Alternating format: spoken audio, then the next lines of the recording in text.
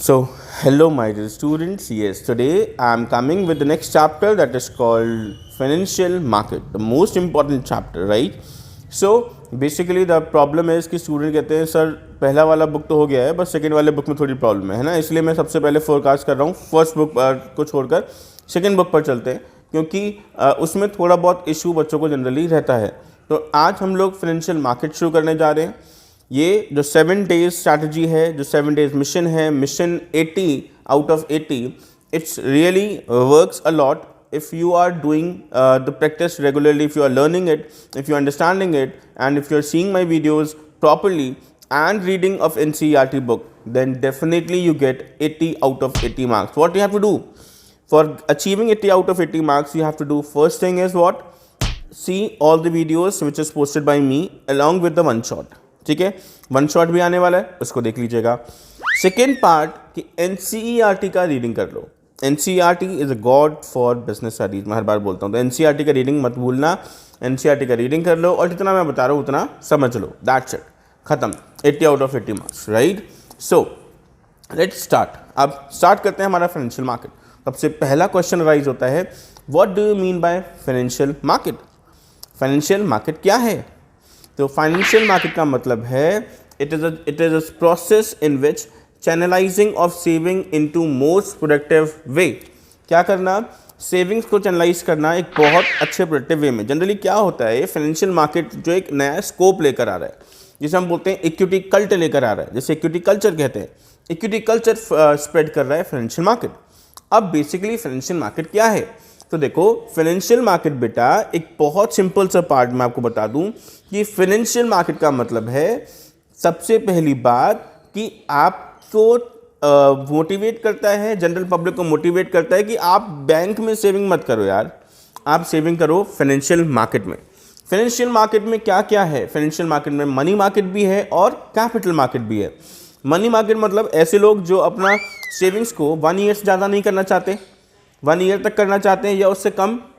अगर आप में से कोई एक दिन के लिए भी सेविंग करना चाहता है, एक दिन के लिए भी इन्वेस्टमेंट करना चाहता है ना, तो वो मनी मार्केट में जा सकता है, राइट? तो 1 ईयर और बिलो 1 ईयर की अगर आप सेविंग करनी है, from 1 day you go with money market, right? और मोर देन 1 ईयर जाना है तो आप किस में जा सकते हो? कैपिटल मार्केट में, जैसे हम बोलते हैं इक्विटीज़, मतलब शेयर्स में, डिबेंचर्स में, बॉन्ड्स में, इनमें इन्वेस्टमेंट करना, राइट? तो बेसिकली मनी मार्केट की अगर हम बात करें तो बेटा मनी मार्केट में क्या क्या इन्वॉल्व है? मनी मार्केट में हमारे पास इन्वॉल्व है T bill, that is called treasury bill, commercial paper, call money, inter call deposit. ये सब क्या है? सब इसी का पार्ट है, राइट? सर्टिफिकेट ऑफ डिपॉजिट्स, ये क्या है? It is called money market type, right? So basically हम इस चैप्टर में सब कुछ पढ़ने वाले हैं, लेकिन मैं आपको बता दूं कि मनी मार्केट के इंस्ट्रूमेंट्स कट चुके हैं, वो कम्प्लीटली आपको उसको नहीं पढ़ना है, लेकिन फिर भी बोल रहा हूँ, रीड करने में कुछ नहीं जा रहा, रीड कर लेना। और मैं एक डिस्कस कर ही दूंगा, टी बिल डिस्कस कर दूंगा, तो आपको लगभग थोड़ा बहुत उसके अंदर पता पड़ जाएगा कि बेसिकली होता क्या है money market, right? So financial market समझ में आया? फाइनेंशियल मार्केट क्या है? So you say that financial market is a market for creation of fixed asset, creation and exchange of fixed assets, right? ये क्या है? हमारा फाइनेंशियल मार्केट है। Okay, so let's move on towards the next topic. अब next topic पे चलते हैं। अब नेक्स्ट टॉपिक क्या है उसके ऊपर बात कर लेते हैं। तो सबसे पहला, functions of financial market. Financial market के फंक्शंस क्या हैं, राइट? तो फाइनेंशियल मार्केट फंक्शंस पढ़ लें। सबसे पहला है mobilising of savings and channelising them into most productive use. सबसे पहला काम क्या करता है? ये करता है कि आपकी सेविंग्स को मोबिलाइज करता है, मूव करता है, जिससे कि वो सबसे बेस्ट आउटपुट दे सके। क्या दे सके? बेस्ट आउटपुट दे सके, उसमें ये आपको मूव ऑन कराता है, राइट? पहला फंक्शन तो हो गया mobilising of savings into channelising them into most productive use. Facilitates price discovery, ये प्राइस डिस्कवरी में भी फैसिलिटेट करता है। मतलब for example if you want to invest somewhere, तो आपको वो क्या देता है? गाइडलाइंस प्रोवाइड करता है, आप किस प्राइस पर अपना कहाँ पर मनी इन्वेस्ट कर सकते हो, ये सारी चीज़ों को भी कौन बताता है? फाइनेंशियल मार्केट आपको नॉलेज देता है। So third function, provide liquidity to financial transactions, financial assets. Financial assets को लिक्विडिटी प्रोवाइड करता है। बेसिकली लोगों में बहुत डर था, ये बताओ भाई कि बैंक में अगर हम जमा करते हैं पैसे, तो बैंक में तो भाई जब मेरा मन चाहता मैं निकाल सकता हूँ, लेकिन फाइनेंशियल मार्केट में अगर मैं इन्वेस्ट कर दूंगा तो पैसे कैसे विड्रॉ कर पाऊंगा? तो आपको मैं बता दूं कि लिक्विडेशन प्रोवाइड करा गया है फाइनेंशियल मार्केट के द्वारा। अब आप जब चाहते हो T+2 डेज में आप इसको विड्रॉन भी कर सकते हो। सेटलमेंट जो साइकिल है उसका जो टाइम लगता है वो लगता है। अदरवाइज आप सिंगल, अब जैसे अगर आपने डीमेट अकाउंट आपने खोल रखा है अपना, तो डीमेट अकाउंट में जाकर आप सिंगल क्लिक पर जाके सेल भी कर सकते हो, और उसके जो सेटलमेंट जो टाइम लगता है T+2 डेज का, वो उसके उतना टाइम लगने के बाद आपके पास वो पैसा आ जाएगा। मतलब ये आपकी इन्वेस्टमेंट को लिक्विडेशन प्रोवाइड करता है, जब आपको रिक्वायरमेंट हो तो आप निकाल भी सकते हो, ठीक है। और कॉस्ट ऑफ ट्रांजेक्शन को रिड्यूस करता है। क्या करता है? कॉस्ट ऑफ ट्रांजेक्शन को रिड्यूस करता है। वो डायरेक्ट आपको ऑफर कर रहा है कि आप डायरेक्टली परचेज कर सकते हो, ठीक है। तो इसका मतलब क्या है? ये कॉस्ट ऑफ ट्रांजेक्शन को रिड्यूस करता है। तो ये चारों के फंक्शन बहुत अच्छे से कर लीजिएगा। उसके बाद आता है क्लासिफिकेशन ऑफ मार्केट। क्या क्लासिफिकेशन ऑफ मार्केट की बात करते हैं, तो मैंने आपको बताया हमारे पास दो टाइप के मार्केट होते हैं, एक होता है मनी मार्केट और एक होता है capital market, right. Money market क्या है? It is the market in which securities are sold और purchased from 1 day to 1 year. एक दिन से लेकर 1 साल तक की सिक्योरिटी जहाँ पे बिकती हैं उसे हम क्या बोलते हैं बेटा? मनी मार्केट कहते हैं, right.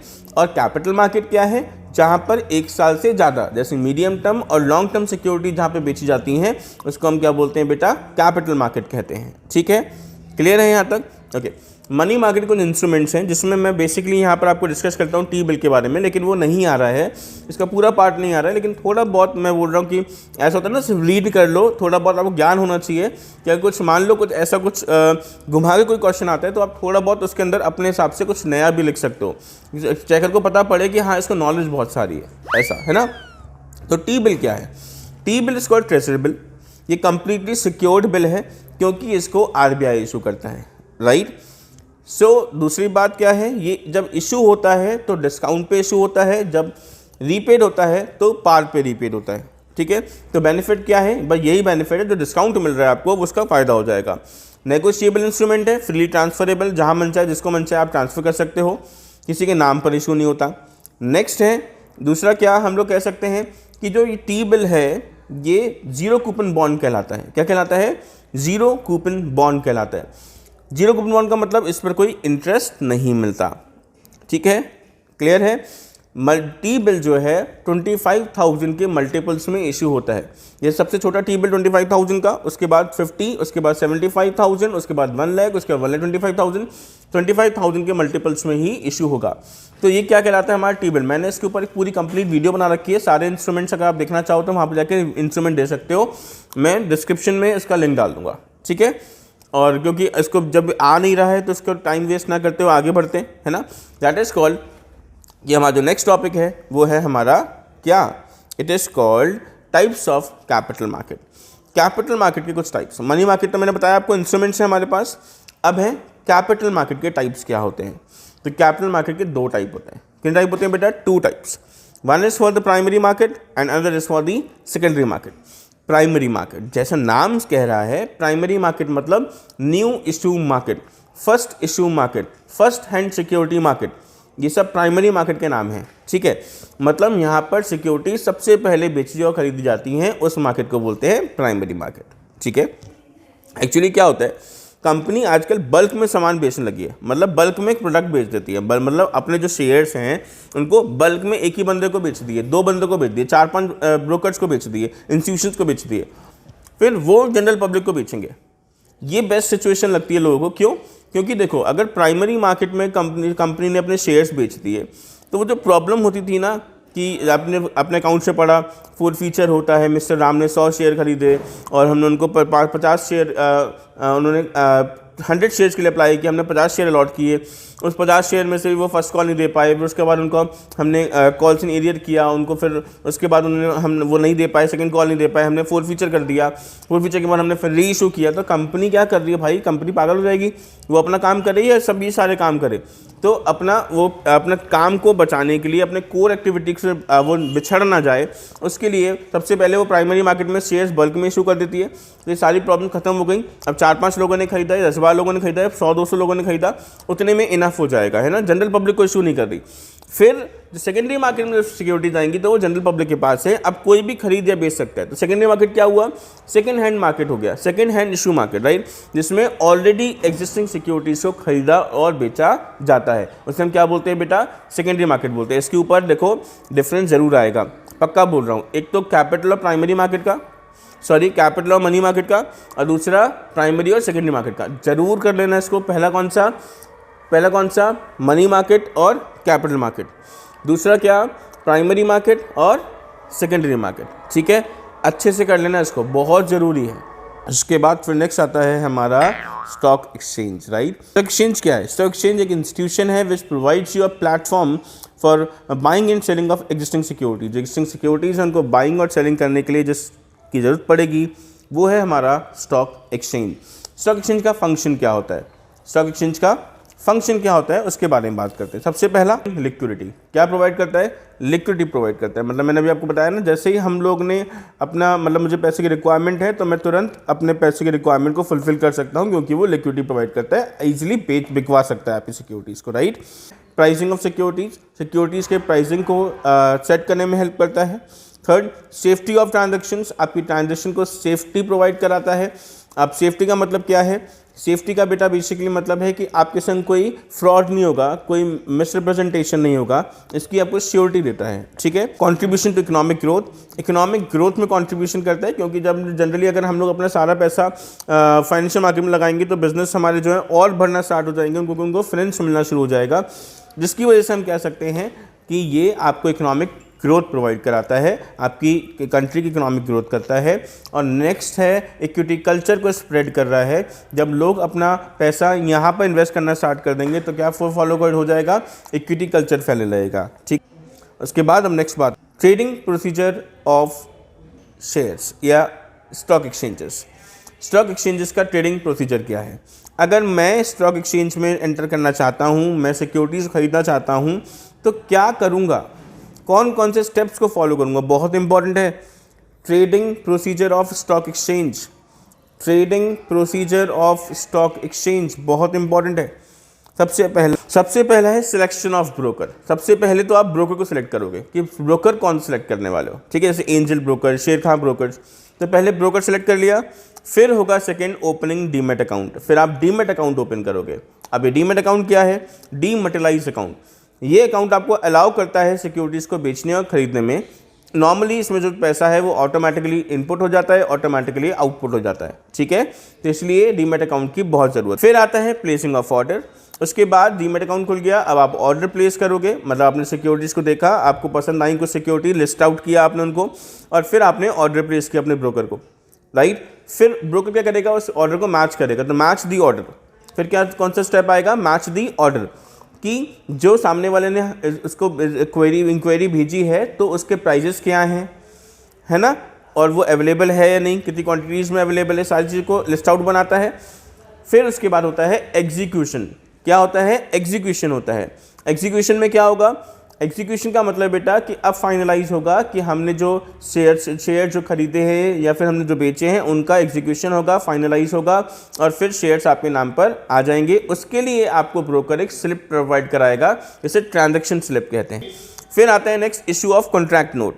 Issue of contract note क्या है, इसका मतलब है कि वो आपको एक कॉन्ट्रैक्ट नोट इशू करेगा जिसमें लिखा होगा शेयर कब खरीदे गए, कितने रेट्स में खरीदे गए, कितने शेयर खरीदे गए, ये सब कुछ उसके अंदर डिटेल्ड में लिखा होगा, ऐसे बोलते हैं इशू ऑफ कॉन्ट्रैक्ट नोट। के बाद पेमेंट ऑफ सिक्योरिटीज़, फिर आपको उसका पेमेंट करना है, और फिर आएगा सेटलमेंट टू डील, मतलब वो T+2 डेज़। अब T+2 days, T+1 day, T+3 days, ये समझा देता हूँ। ये क्या है, बेसिकली ये एक सेटलमेंट साइकिल है। क्या है, एक सेटलमेंट साइकिल है। जैसे फॉर एग्जाम्पल आपने किसी शेयर को खरीदा कब, मंडे को, राइट, और T+2 डेज़ के लिए आपको जो सेटलमेंट साइकिल है वो क्या है, T+2 डेज़ की है। तो इसका मतलब आपको पेमेंट का जो मोड होगा वो कब होगा, पेमेंट का मोड होगा मंडे को छोड़कर ट्यूसडे एंड वेडनेसडे, मतलब Wednesday is a payment mode, Wednesday तक आपको पेमेंट करना है। ये क्या है, T+2 डेज़ है, समझ में आ गया। T+3 होगा तो थर्सडे, और T+1 होगा तो ट्यूसडे, ठीक है। Monday is not calculated, okay, I hope it is clear, okay. अब नेक्स्ट टॉपिक पे चलते हैं। नेक्स्ट टॉपिक है हमारा SEBI. That is called security exchange board of India. 12 अप्रैल 1988 को स्टैब्लिश हुआ था, सेटअप हुआ था। कब? 12 अप्रैल 1988 को। एक्चुअली जब हमारे यहाँ पे स्टॉक मार्केट में बहुत सारी माल प्रैक्टिसेस स्टार्ट हो गई थी, उस केस में जब हमारे इन्वेस्टर का एक्सप्लॉयटेशन हो रहा था, तो हमारी गवर्नमेंट ऑफ इंडिया ने एक बॉडी को इस्टेब्लिश किया जिसका नाम था सेबी। एक रेगुलेटरी बॉडी, एक डेवलपमेंट बॉडी, एक प्रोटेक्टिव बॉडी को इस्टेब्लिश किया गया जिसका नाम था सेबी। इसको बोलते हैं security exchange board of India, इसको बोलते हैं सिक्योरिटी वॉचडॉग ऑल्सो। ये 24 आवर्स अपनी निगाहों को गड़ा के बैठा है कंपनीज की ट्रांजैक्शंस पर, ब्रोकर्स की ट्रांजैक्शंस पर, कि कहीं भी कुछ भी चीटिंग ना हो पाए, कहीं भी कुछ भी ट्रांजैक्शंस गलत ना हो, फ्रॉड ना हो किसी के साथ, उसके लिए और नॉर्मल बैठा है। अगर कोई ट्रांजैक्शन गलत होती है, कोई फ्रॉड होता है, तो तुरंत उसका लाइसेंस कैंसिल कर देते हैं, उस ब्रोकर को उस स्टॉक मार्केट से हटा दिया जाता है, उसके संग कभी भी डील नहीं करी जाती, राइट। ये हो गया हमारा सेबी। अब सेबी के 3 फंक्शंस हैं। पहला है रेगुलेटरी फंक्शन, दूसरा है डेवलपमेंटल फंक्शन और तीसरा है प्रोटेक्टिव फंक्शन। रेगुलेटरी फंक्शन जो सारे स्टॉक एक्सचेंज को रेगुलेट करता है, ब्रोकर्स को और सब ब्रोकर्स को ट्रेनिंग प्रोवाइड करता है, सारा काम रेगुलेटरी वर्कर्स का हो गया। फिर डेवलपमेंट वर्कर्स का मतलब है कि जनरली ये जो नए नए इंकरेज करता है, नई नई स्कीम्स निकालता है जिससे लोग इंकरेज हों और ये जो सिक्योरिटी मार्केट का जो पार्ट है वो और डेवलप हो जाए, ये डेवलपमेंटल फंक्शन है जिसको आपको थोड़ा रीड कर लीजिएगा। और फिर है प्रोटेक्टिव फंक्शन, ये आपको प्रोटेक्ट करता है, कंपनीज को प्रोटेक्ट करता है, इन्वेस्टर्स को प्रोटेक्ट करता है, कुछ भी माल प्रैक्टिस उनके साथ ना हो पाए, कोई चीटिंग उनके साथ ना हो पाए, ठीक है। लास्ट में एक सरप्राइज वाला पार्ट आ गया जिसमें आपको एक गिफ्ट मिलने वाला है। वो क्या कि क्वेश्चन मुझे लगता है इस बार आने वाला है। डिपॉजिटरी के बाद नाम बताइए इंडियन डिपॉजिटरीज के, राइट। तो एक तो NSDL और एक CDSL, NSDL और CDSL। NSDL national security depository limited, ये फर्स्ट लार्जेस्ट डिपॉजिटरी है जो प्रेजेंटली वर्क करती है इंडिया में।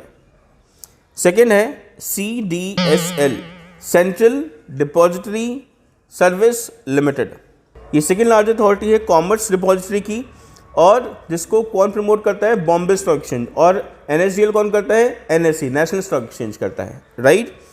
इसको अच्छे से याद कर लेना, NSDL और CDSL, national security depository limited, और CDSL central depository service limited.